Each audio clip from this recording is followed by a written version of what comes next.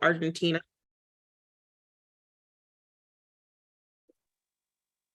Australia, Azerbaijan, Bangladesh, Barbados. Good morning, everyone. This is Gail Trotman from the Best DeSantis Public Health Lab in Barbados. Good morning, Gail. How are you?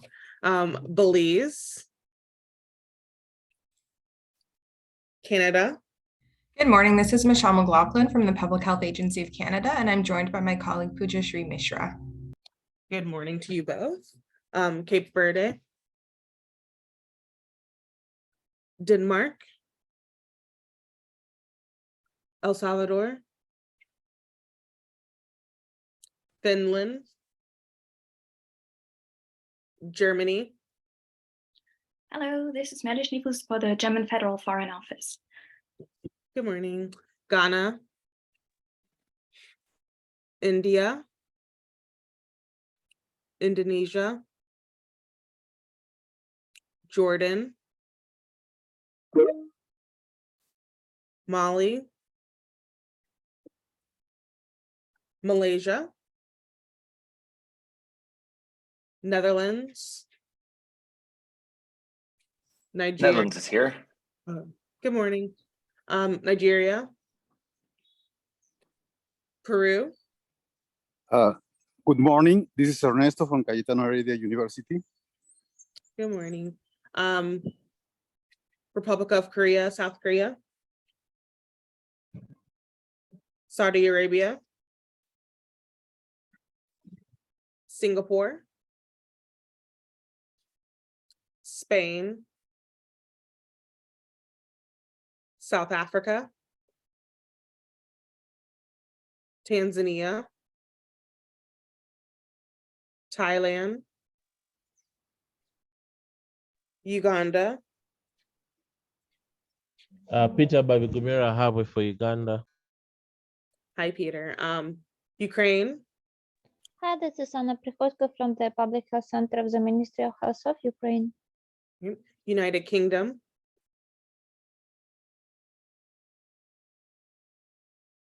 US, Good morning, everyone. This is Pawan Angra from CDC Atlanta. Thank you. good morning. Okay. Dana Perkins, Department of Health and Human Services. Good morning. Aga Khan University, APSA, Hi, good morning, everyone. This is Luis Ochoa from APSA International. good morning. ASLM, ASEAN, Africa CDC,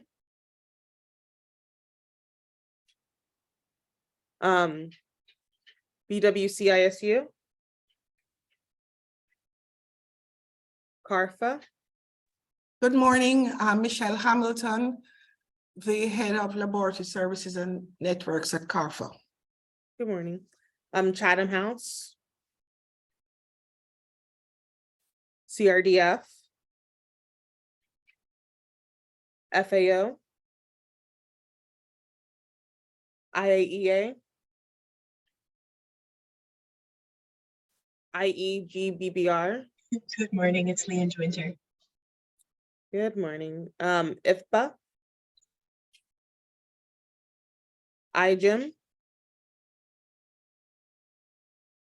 OIE, and sorry, I should have updated that to WOA, so I'll fix that for next time. American Company, Hello, everyone. This is Mike Krug from American Company. good morning. I'm here with Jacob with NTI, Unicre, Verdict, Hi, it's Thomas Brown from Vertic. good morning. And WHO. Okay, that's it for roll call. It looks like we do have Mark on the line. So Jacob, I will pass it over to you just to do a quick introduction of Mark, and we can hear about the pandemic accord. Thank you, Gabby, and I will be brief. I think many on this call are quite familiar with Mark van Passel. He's a policy advisor at the government of the Netherlands, currently spending quite a bit of time in Geneva working on the INB. And for those who don't know, that's the intergovernmental negotiating body that is currently working to develop text and move things forward for the pandemic accord, as Gabby noted. Mark was good enough to join us today to give a quick overview of where things currently stand and some of the things that we can be watching. We thought that would be useful as we come into the end of the year ahead of the zero draft that will be released in early 2023. So with that, Mark, I will turn it over to you and pull your presentation up. Oh, you're too kind. Hello, everybody. This is Mark from the Netherlands. I actually just stepped out of a joint action package call from AMR and CDAP, as we also hosted a joint action package side event at the Seoul meeting, but I think that reflection on the GHSA ministerial meeting will come later in this part. Thanks for giving me the opportunity to tell a little bit about global health and the pandemic agreement or accord. In the Netherlands, we also have a word for agreement, which is akkoord. It sounds very similar. And I'll guide you a little bit through what happened in the last almost a year. Next slide, please. So I'm going to skip this one because I think that if I'm just interrupting your schedule in your agenda, it's not overly easy to go all the way back. But what I can do is say that on World AIDS Day on the 1st of December 2021, the special session of the WHA decided to establish an intergovernmental negotiating body, the INB. Next slide, please. And the first meeting of the INB shall be no later than March 1st. It was actually on February 24th. And the second meeting of the INB was to be held no later than 1st of August. I think that we've set ourselves collectively as a world impossible deadlines, but the good news is that we made these deadlines, so that's quite good. At the second meeting to be held no later than August 1st, at the end of which the INB will identify the provision of the WHO constitution, but I'll get to that in a little bit. Next slide, please. So the World Together, that was the decision at the World Health Assembly special session, decided to establish an INB. It has 6 chairs. I'll leave it to you to guess the flags, but I'll get back to that in a little bit. The Netherlands is one of the co-chairs. Our flag is the second from the left. And together with South Africa, Precious Matsoso and Roland Dries lead these discussions together with their 4 vice chairs. And here they come: Thailand, Japan, Egypt, and Brazil. And it's a really interesting team to work with, representations from all the WHO regions. Next slide, please. And please correct me if I'm speaking too quickly.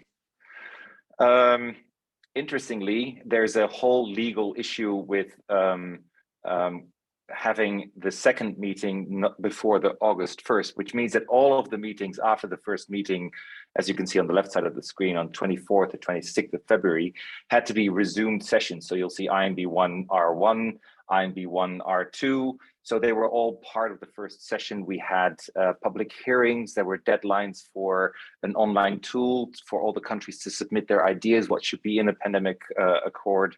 There was, of course, the World Health Assembly 75, where for the first time in some years, we were actually able to visit each other or see each other again in Geneva. There were again public hearings. You can still see here that there were subgroups. They were planned to be there. They were actually didn't take place because we needed more time with the working draft. You'll also see little stars on the top. And something I didn't realize before, and I should have, is that as soon as you want to have a meeting, for example, the INB2 meeting on the right-hand side on July 18th, you need 2 weeks before that to share the documents, which means that you need another week before that to translate all the documents. So it means that almost a month before every meeting, you need to have all of the documents ready, which is interesting, painting the road to the future, because we also decided that at the special session that in May 2024 at the WHA 77, the pandemic accord will be presented to the membership. So that doesn't leave us much time, about 1.5 years from now. What we've gone from a consolidated outline document to a white paper to a working draft. We've established a conceptual zero draft, and currently we're in the process of making a zero draft, which will be for the next meeting. Next slide, please.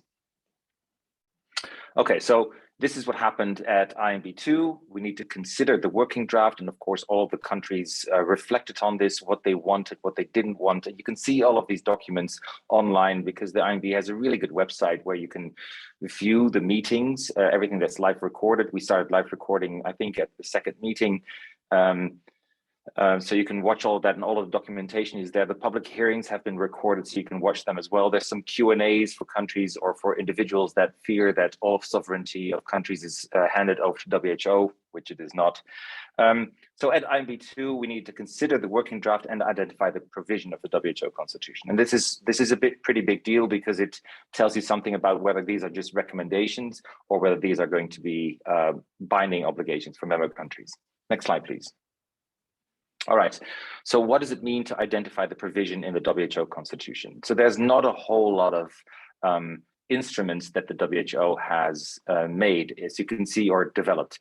The FCTC, the Framework Convention on Tobacco Control, is an Article 19 agreement. Next slide, please. Then there's the famous Article 21 international health regulations. These are regulations. They're a little bit different from an Article 19 because regulations have on the base of topic, they're a bit more constrained in what they can be about. Of course, the member states can expand this as much as they want, but basically in the WHO constitution, an Article 21 instrument is a bit more constrained. I think just from the heart, from my I think the Article 21 is mostly looking into sanitary recommendations and obligations, but I'm pretty sure all of you know the international health regulations pretty well. That's what it is. And then there is Article 23. These are mostly recommendations. They're not binding and they can come into effect immediately. A good example of this is the PIP framework, which has all kinds of positive aspects. And but then again, these are not binding obligations. I see that there's in the chat, there's a couple of comments from Julie, but I'll open the floor for some questions later on. Sorry, Julie. Next slide, please. All right, so here we are. In INB3, which was just last week, we had to consider the conceptual zero draft. We had to have the discussions on the way forward, and we had to ensure that these discussions were about the development of the zero draft and the establishment of drafting group modalities. I'm going to talk about these. Can you go one slide ahead, please, Jacob? And now you can go back. Okay, that's fine. No worries. You can go back one slide, because this will be the last slide that I need to, sorry. Yes, this is the one.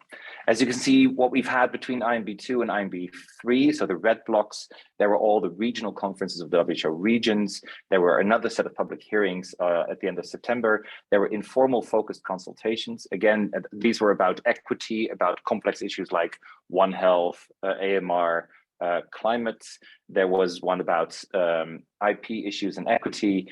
And there was one about legal considerations about what kind of compliance mechanisms exist, what kind of relationships does it have with other international instruments. So these were 4 informal focused consultations.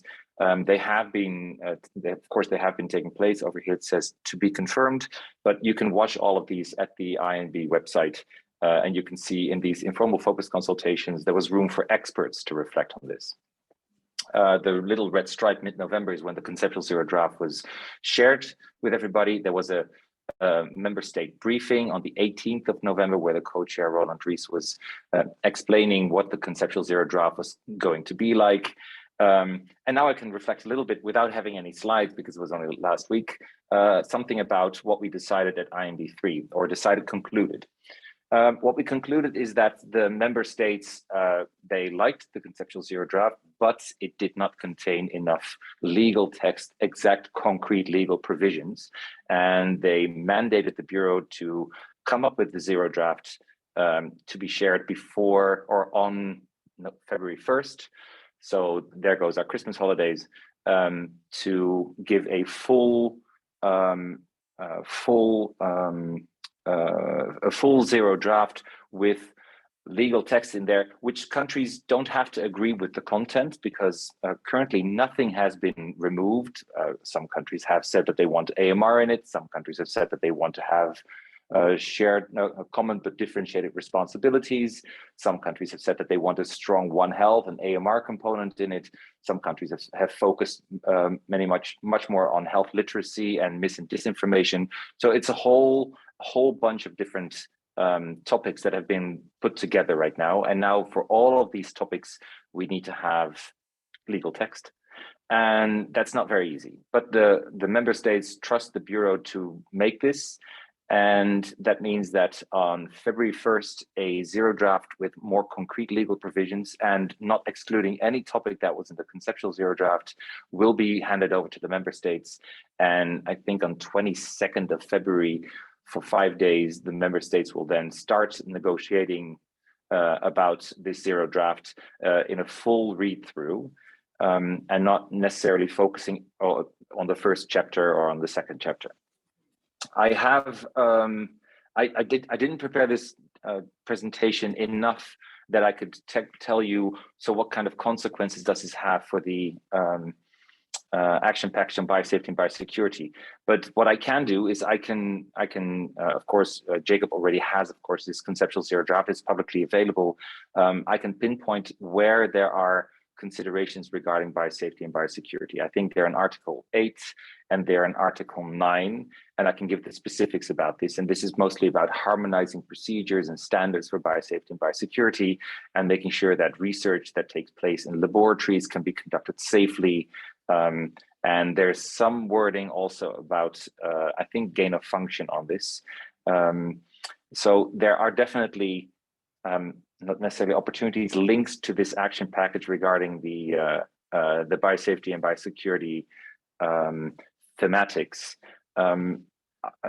That said, even though it's in the conceptual zero draft and they will be provided and they will be complemented with additional concrete legal provisions in the zero draft, of course, nothing is decided until everything is decided, which will be in 2024. And during the negotiations, it's possible that if we can't find consensus, considering that the INB works on the basis of consensus, if there's no consensus about a topic, it may not actually appear in the final version of the pandemic accord. So the trick is now in February for all of the member states to find out, okay, so what do we all agree on? What do we think really needs to be in there? And what are things that we're not going to be able to agree on? And then we have from February onwards, a little over a year to discuss the commonalities, what we can find consensus about. And I'm going to ask something difficult to Jacob. Can you go to the last slide of this presentation? It's okay if you just scroll through it. Yeah, this is the one. Yeah, that's the one. So it has not escaped your attention that simultaneously with the INB process, which will stop at May 2024, currently there is a whole bunch of amendments to the international health regulations. And the international health regulations have been evaluated by the IHR Review Committee. I think it was in 2021. And even though the Review Committee said that there was not necessarily much wrong with the IHR, it was mostly their implementation that was lacking. That notwithstanding, at the last WHA special session last May in Geneva, the working group on pandemic preparedness and response, it's not their complete name, but the WGPR, decided, we as member states decided that we need a success, how do you say that? A sequential process, a process after the WGPR, which means there's now on the bottom side of this screen, WGIHR, the working group on the IHR amendments.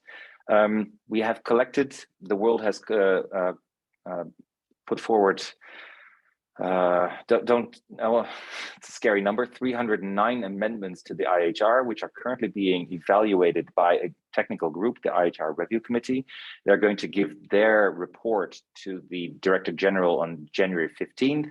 And from that moment on, the member states simultaneously, and that's what this picture is trying to illustrate, simultaneously the member states have to simultaneously negotiate on the IHR amendments and on the INB process. So a pandemic accord is to be negotiated, but simultaneously we have to agree on what should change on the IHR. And these are not completely separate processes because they have to be linked. Stuff that can't get into the IHR or shouldn't get into the IHR because of the scope could better fit into the INB. So there should be some back and forth between these two parallel processes. I'm just flagging this because the IHR is, of course, also pretty fundamental to the GHSA, but the GHSA also wants to have the highest level of participation or attention. What was I don't have it completely right now from the top of my head.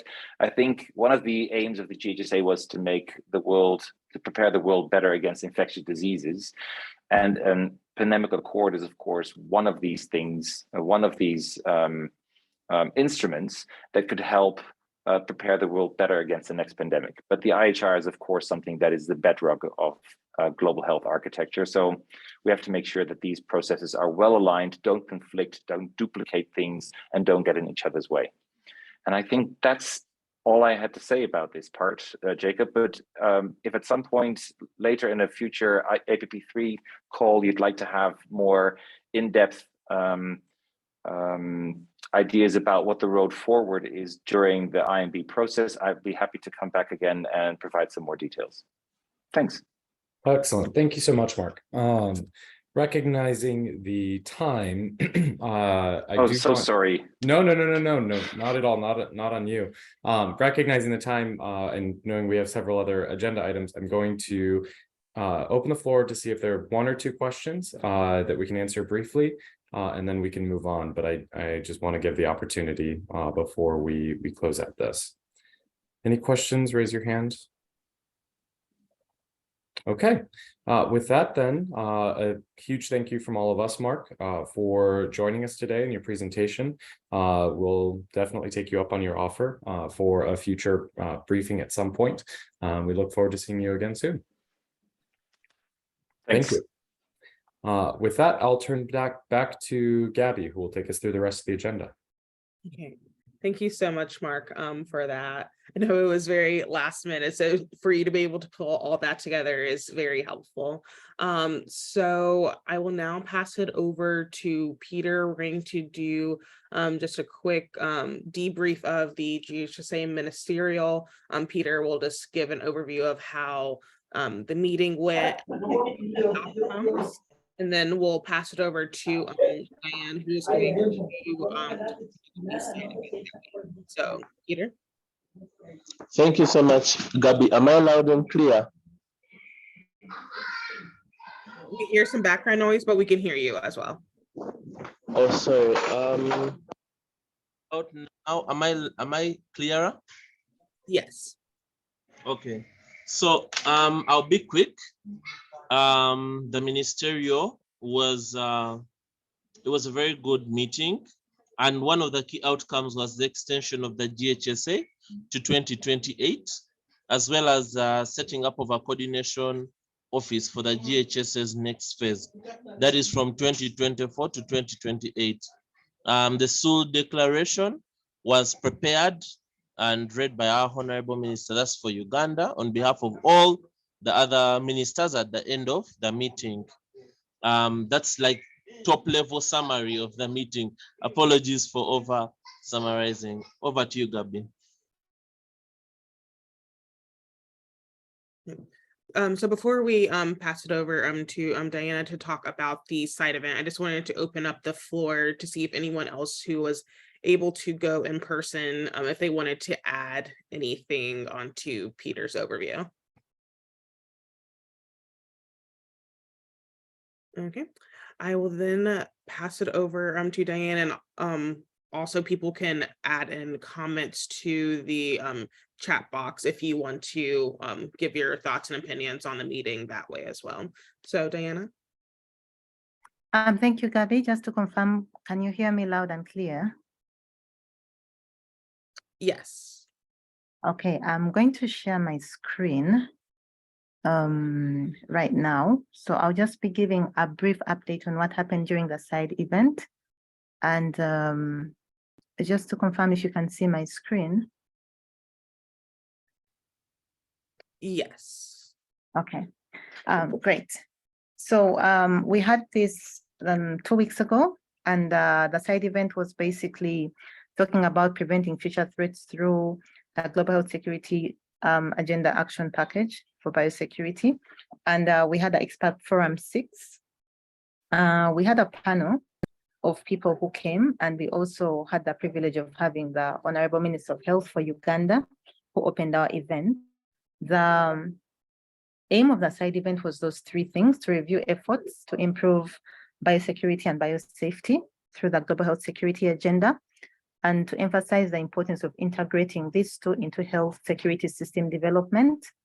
And then also to set objectives to radically improve biosecurity, biosafety through the next iteration of a global health security agenda. So those were the 3 objectives broadly. And I can't seem to move my slides, sorry. Okay, so these were, I'm sorry. These were the sessions briefly, and those were the small objectives. I apologize for the crowded slide. I won't go through them, but that was what we hope to achieve through those different sessions. And the opening remarks from the Minister of Health centered just around, she emphasized that there was still very low prioritization of health security on the global development agenda. And she suggested that the APP3 action package include the following engagements. And 1, the package should address risks associated with biotech advances. And then secondly, the package should actively involve legislators to make investments and regulation around biosecurity and biosafety. Thirdly, we should keep political leaders invested in biosecurity and biosafety. Then there should be regional advances, not just global, but regional advances in BSBS as well. And we should be teaching responsible science research in academic research institutions. We should be advocating for multilateralism, cross-sectoral and multi-sectoral collaboration around biosecurity and biosafety. And we should be promoting frameworks for protecting the confidentiality of highly sensitive bioinformation that could be accessed by terrorist groups. We had a video presentation from Dr. Tokmo, and he talked extensively about the biosafety and biosecurity initiative. And he emphasized that the risk of catastrophic biological events was even higher than previous years right now. Because of those reasons, we are a global village, there's increased movement around the globe of animals and human beings. And then we have an increase in biotechnology and science, especially in the wake of COVID, where we had multiple laboratories.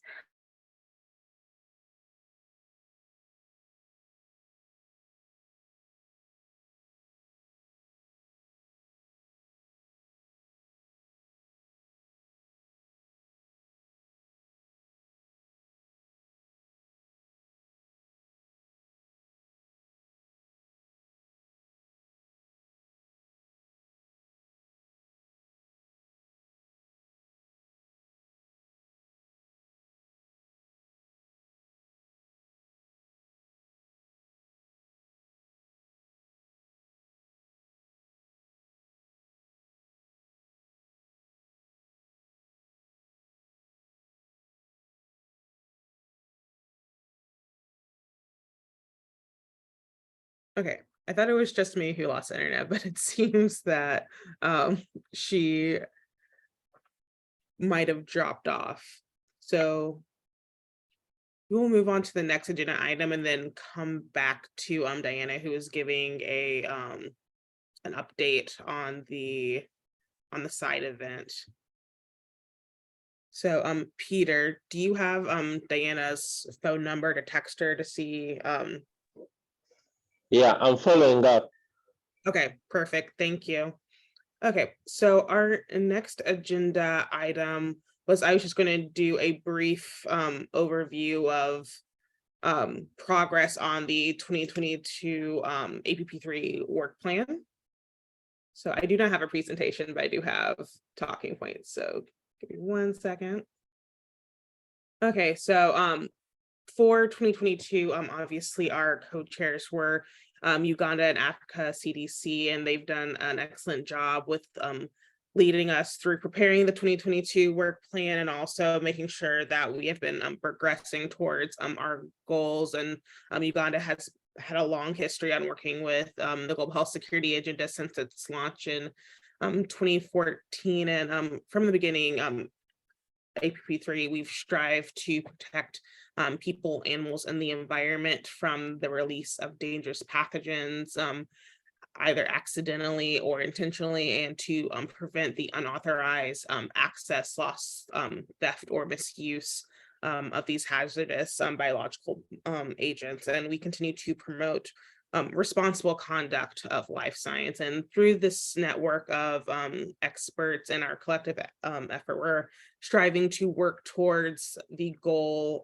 the GHSA 2024 target, which I guess will now be the 2028 target when those are settled upon, but to ensure that at least 100 countries have a demonstrated level, which is a GE score of a 4.0 across a variety of technical areas, one of them being biosafety and biosecurity. And according to the Accountability and Results Task Force, so far 84 countries have achieved this goal for biosafety and biosecurity. And under the 2022 APP3 work plan, we sought to focus our efforts and drive actions forward on biosafety and biosecurity by strengthening and supporting multi-sectoral engagement and commitment to health security, improving the sharing of best practices and lessons learned, and support the use and development as needed of relevant tools and mechanisms by strengthening accountability for all members under GHSA and increasing domestic and international partner financial support for strengthening and maintaining capacities to prevent, detect, and respond to infectious disease outbreaks, including health system strengthening. And despite simultaneous and ongoing outbreaks, we have been able to continue to come together this year to support one another, to disseminate resources, support capacity building efforts where possible, and advance capabilities worldwide. This year, we were able to expand our membership and welcome El Salvador to the group, plus some other organizations under the GSAC, and hopefully in the future we can gain more members so that we can continue to work together to build those essential biosafety and biosecurity capacities that are needed to combat outbreaks. Each month we were able to bring experts from a variety of different sectors to speak to a group, explore the vast number of ways that biosafety and biosecurity can be incorporated into different fields. And we've had speakers such as Dr. Olivia Tuluk, who was able to speak about the importance of social science in the context of biosafety, biosecurity, and pandemic preparedness. We had Mr. Daniel Feeks, who provided a deep dive on the preparations for the now currently ongoing review conference of the BWC. We also had Ms. Haley Severance, who presented a new initiative to stand up an independent organization dedicated to reducing emerging biological risk associated with technology advances. We also did a great deal of sharing publicly how we are progressing throughout the year. Each month we record our APP3 meetings and we put them online for regular viewing. We hosted a GLOW meeting series under the Advocacy and Communication Task Force, where we were able to reach a audience beyond our standard membership and participants, and they were able to learn about the critical role of biosafety and biosecurity.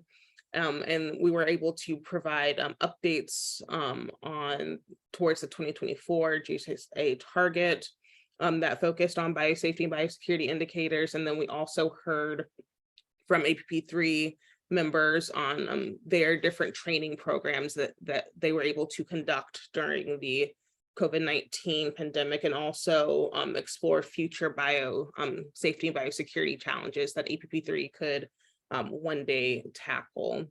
One of the greatest aspects of GHSA is the ability to come together as a community to share best practices and lessons learned.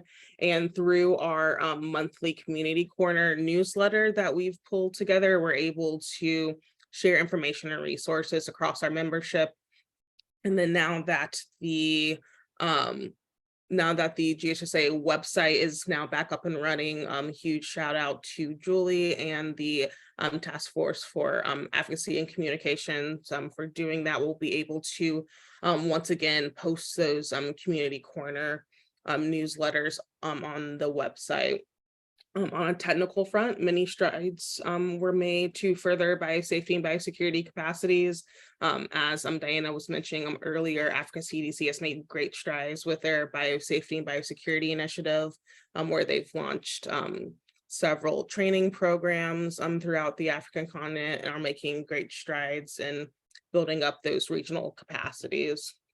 And I know that we have several members from the GP, a part of our group as well. They have been able to build an impactful and sustainable biosafety and biosecurity capabilities across Africa. And this year, the German presidency prioritized further development and practical implementation of the signature initiative that they have launched, and many new projects and collaborations were finalized in 2022 and supported by GP members, including a sustainable biosafety and biosecurity in Africa, which was established by Africa CDC, the establishment of a regional center of excellence for biosafety and biosecurity in Southern Africa, as well as the development of an African health security partnership to strengthen disease surveillance and epidemic intelligence.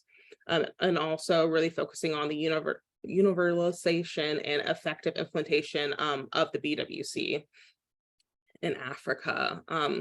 The GSAC, they were able to hold a workshop at the 2022 Global Health Security Conference on strengthening biosafety and biosecurity capacities globally. And this was really tailored toward policymakers, stakeholders, and government agency officials that highlighted the importance of biosafety, biosecurity, and global health security, summarized biosafety and biosecurity gaps in LMICs, and explored gaps, challenges, and lessons learned. So it was really nice to be able to see APP3 members at the pretty much like the first big global conference after after the world started to reopen up, and discussing the importance of biosafety, biosecurity. And that was just to name a few examples of the accomplishments that we've had this year. And as we move into 2023, we can continue to work upon the goals that we established in the 2022 work plan, and potentially revamp or add on new ones. So over the past 10 years, we've done a lot of progress, but more work continues. And I now see that Diana is back on the call, so I can pass it back over to her to continue on debriefing on the past side event that we had. So over to you, Diana. Thank you, Gabby. I don't know what happened. And I'm not sure where you guys lost me. So if you could help me with that, that would be great. Yes, you were talking about Dr. Hawkmore's presentation. Oh. Okay. Thank you. Can you see my screen? Yes. Okay. Okay. So I was talking about the biosecurity, biosafety initiative for Africa, and it was basically to follow those 4 things, implement across those 4 areas to capacitate the AU member states to comply with the different international treaties that they've signed to. And of interest was the regional biosecurity, and I talked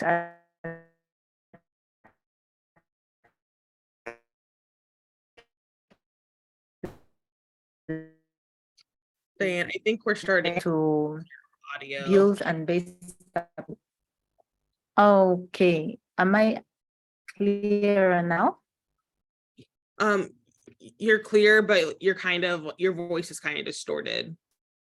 Okay. Oh, let me see what I can do. Okay. You seem to be good now. Okay. Okay. I think my internet is unstable. Sorry, guys. So I'll quickly just go through what the panel discussed. We had quite a few people, interesting people on the panel.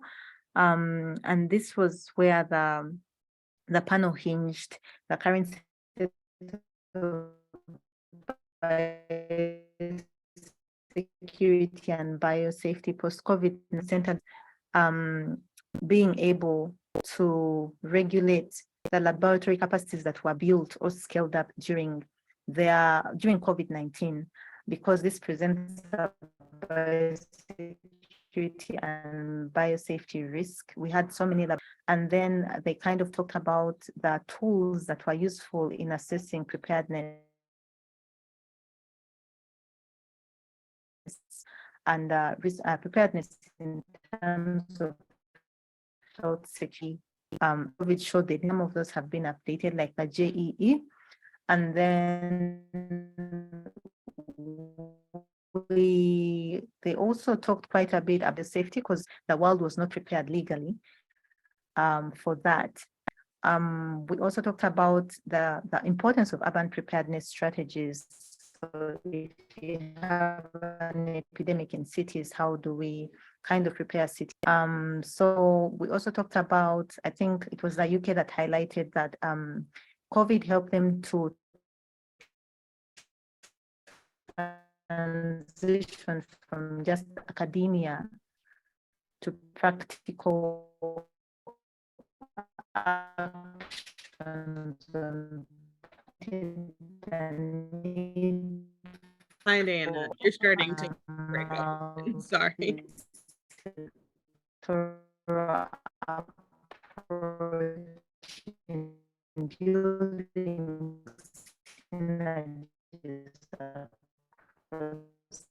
Diana.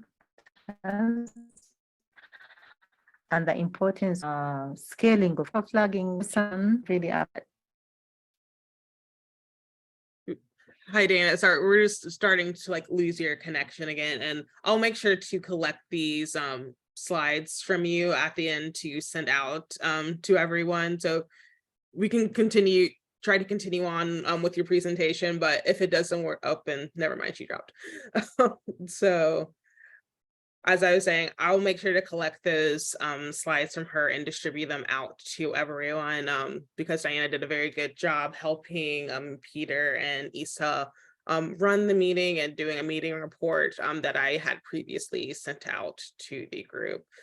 So while she tries to hop back on, oh, hi Diana, are you back with us? Yes, I'm back. I don't know how long this will hold up though. Maybe So- try not to like share your screen, but just continue talking with us. Maybe the screen sharing wasn't helping. Yeah. Okay. So I've just to continue, kind of pick up from where I left off. There was where did I leave? Yeah. So the side event was able to also talk about how existing frameworks like the IHR, the UN Security Council Resolution 1540 and Bioweapons Convention help for the future. And we all agree that they help to empower action, and they're useful in providing indicators for country profiling and tracking of financing, as well as advocating for financing and technical capacity building for countries in need.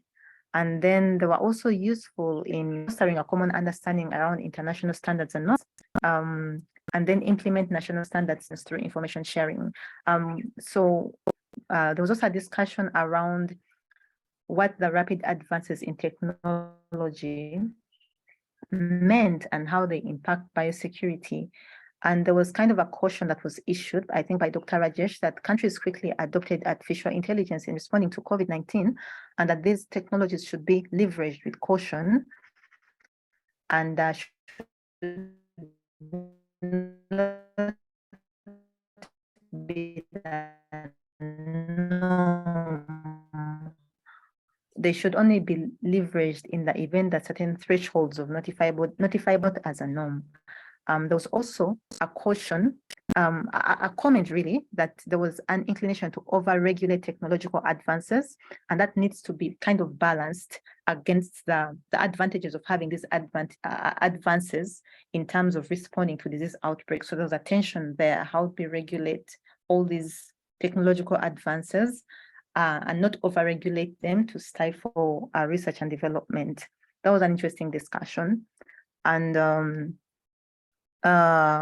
it also, the side event also noted that COVID-19 enhanced our political will around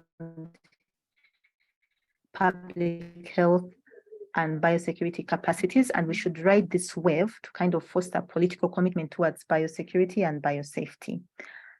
So in closing, the event was able to emphasize the need through APP3. We were able to encourage representatives to the event to consider making the APP3 statement a priority for relevant biosecurity experts and departments in their countries. We charged participants to engage more fully and more actively in APP3 and encourage people to join the package, those who are not a part of it. And that was just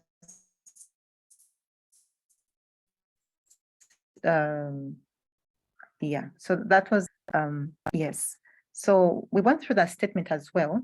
The APP3 statement on the future of global health security, and the statement recognizes that a strong and supportive multilateral system is critical to improving a global system to prevent, detect, and respond to emerging and re-emerging events. And then secondly, the statement also recognizes that biosecurity and biosafety are critical part of these systems that need to be developed. Thirdly, it recognizes that a whole of society multi-sectoral approach to biosecurity and biosafety is critical. And it also advocates for incorporating key sectors like defense, finance, plant health, animal health, and human health. The statement highlighted the challenges in mitigating biosecurity, biosafety challenges.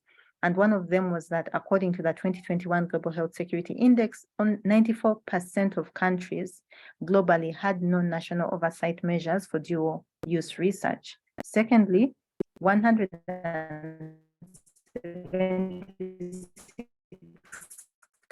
countries scored training and others, which presents a huge problem for BSBS. So that the APP3 statement recommendations for the future were: one, to increase political will for biosecurity and biosafety at the local, national, regional, and global levels. Secondly, to increase political attention to meet specific objectives. Thirdly, incorporating voices and opinions of the next generation of biosecurity leaders. Fourth, increased focus and attention on emerging biological risks, especially those derived from advances in biotechnology with dual use potential. Fifthly, robust frameworks with clear indicators to measure developments in biosecurity and biosafety. And lastly, technical collaboration on biosecurity and biosafety. So that's all I had to say. I hope I've been very clear. I apologize for the network challenges, and yeah, over to you, Gabby. Thank you, Diana. And you did break up every now and again, but we got the gist. And thank you so much for giving that presentation overview. And I'll make sure to collect the PowerPoint from you to send to the group. So now I will pass over to Peter just to discuss where we are in the chair process for 2023. Peter? Thank you, Gabby. Can you hear me? Yes. Okay, so we had some early talks with potential chair, but we haven't formalized it yet, so it's still pending. So we have a co-chair as well. So we have one confirmed co-chair. We're just waiting to confirm the country co-chair as well. And as usual, NTI will remain on as our secretariat. So that's how far we've come. We are still open to any expressions of interest from countries who would be interested in chairing. We're willing to meet you and discuss further. Over. Thank you, Peter. And then acknowledging that we only have 5 minutes left, I will open up the floor to anyone who wants to give a programmatic update or discuss any like upcoming events. So you can just raise your hand. Gabby? Yes, Peter? Oh, I'd wanted to request that our new member, Macquarie University Water Project, proceed. Maybe if you can just give a very brief self-introduction so that members can get to know you and probably ways they can work with you, collaborate as we do the APP3. Sounds good. So if the people from Macquarie want to give a short introduction. Yes, I have a cold, so my voice is not so good, but I hope you can hear me. Good morning, good afternoon, good evening. My name is Prosinelwima. I work with Macquarie University Water Project in Kampala, Uganda. We are a non-government organization under the university that works towards, we have four major departments, but the ones that are relevant to APP3 is that we do work in emerging and re-emerging infectious diseases, particularly doing surveillance for influenza-like illnesses, severe upper respiratory illnesses, viral hemorrhagic fevers, and so on.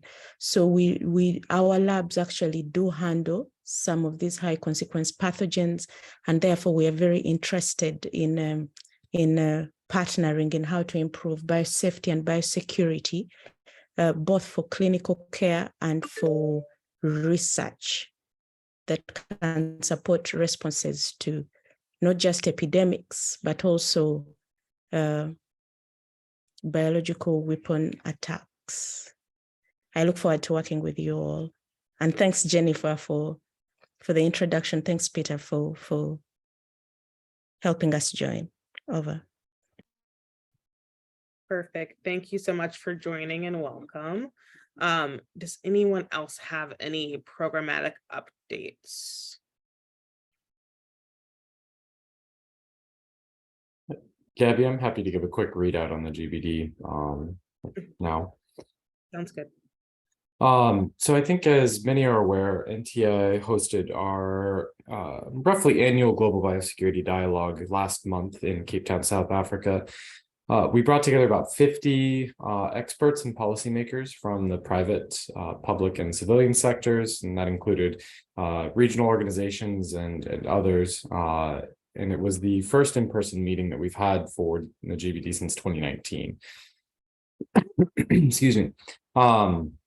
So as part of the meeting, participants all worked together across the 3 different work streams. So emerging risks, capability development, and biosecurity policy. And the end result was a variety of creative solutions and commitments that we can put into practice over the next year to help protect against pandemics, particularly those from man-made sources. So in total, I think there were about 22 different commitments that spanned 5 different categories. And those categories were launching a biosecurity advocacy agenda, optimizing impactful biosecurity collaboration at the regional level, creating transparent biosecurity systems with clear performance indicators, incentivizing actions that reduce emerging biological risks associated with advances in technology, and then finally, fostering the next generation of biosecurity leaders. Over the coming year, we'll continue working with partners to advance those commitments, tracking what has happened and working to build a world that is safer and more secure against catastrophic biological events. There were quite a few APP3 members there. We were very excited to have you all. And at this point, we're currently finalizing all the commitments. And then over the next year, we'll start to implement them. And we're happy to provide short updates as needed throughout the year under the next chair to help track those commitments and make sure that we sync up and link up where there may be areas of collaboration or opportunity. Thanks, Gabby. Thank you, Jacob. Would anyone else like to do programmatic updates, talk about upcoming events, anything? else? Okay, well, Peter, I will pass it over to you just to do one final concluding statement since it's the last meeting of the year. Thank you, Gabby. Can you hear me loud and clear? For the most part, yeah. Gabby, can you hear me loud and clear? Yes, that's better. Yeah. First of all, on behalf of Africa CDC and Uganda, I really want to thank APP3 members for the resilience and the interest that they have shown. And especially, as many of you who have come along with APP3 know, it's been our long-held vision to move from, that talking to action. And this has been a year of action. A lot of stuff has been happening, organized either collaboratively or individually by members of APP3. So as co-chairs, we are so proud to see this happening and that we can really stand up straight and say that ours is an action package that really gets straight into the action. I wish you all pleasant holidays wherever you are. For those of you who are still in Geneva this week for the final negotiations, I pray that peace may prevail and that you may be able to come up with something concrete. It is no secret that Uganda strongly supports the BWC and the ISU, and we want to see the ISU getting the support it needs to support global biosecurity and the fight against biological weapons. So we wish you all holidays and we look forward to seeing over. Thank you, Peter. And just to echo what Peter said, I hope everyone has a nice, safe holidays, and we will see you in January. Jacob and I will be sending out information on the next meeting, probably early to mid-January, with just logistics on the timing and everything for 2023. So look out for those emails from us, and we will see you in the new year. Thank you, everyone. Thank you. Thank